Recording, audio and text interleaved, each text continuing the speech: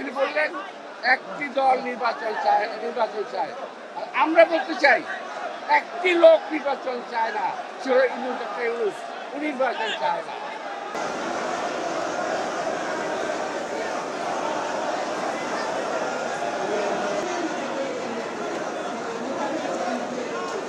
বিদেশ থেকে বহু লোককে আমদানি করেছে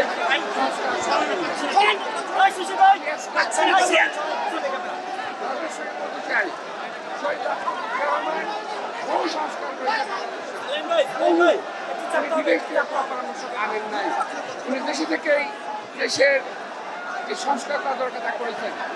খাল সংস্কার করা হয়েছে, গার্মেন্টস ব্যবসা, পোল্ট্রি, ডেয়ারি সহ নারী শিক্ষা, বহু সংস্কার তিনি করেছেন, কিন্তু তিনি কখনোই বিদেশ থেকে কোনো কাউকে আমদানি করেন নাই। আচ্ছা, এই সরকার কিছু বিদেশি লোককে আমদানি করেছেন কিছু সংস্কার করার জন্য। আবার এই সংস্কার করতে করতে এমন জায়গায় চলে গেছে তারা আজকে আর নির্বাচন করতে চায় না। খুব দুঃখের সঙ্গে একটা কথা বলছি, দেখলাম ইউনূস সাহেব জাপানে বসে বিএনপি সম্পর্কে বদনাম করছেন। একটু লজ্জাও লাগলো না দেশের সম্পর্কে বিদেশে বসে বদনাম করতে? তিনি বললেন একটি দল নির্বাচন চায়। আর আমরা বলতে চাই একটি লোক নির্বাচন চায় না, সে হলো ডক্টর ইউনূস, উনি নির্বাচন চায় না। বিএনপি বরাবর নির্বাচন চলছে ডিসেম্বরের মধ্যে, এবং এই ডিসেম্বরের কথা কিন্তু ইউনূস সাহেব স্বয়ং বলেছেন, আমরা বলি নাই।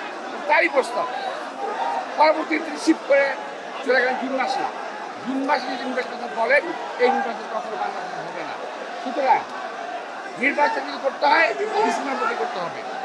আর নির্বাচন করতে না চান সে ইউনূস সাহেবের দায়িত্ব, আমার দায়িত্ব নয়।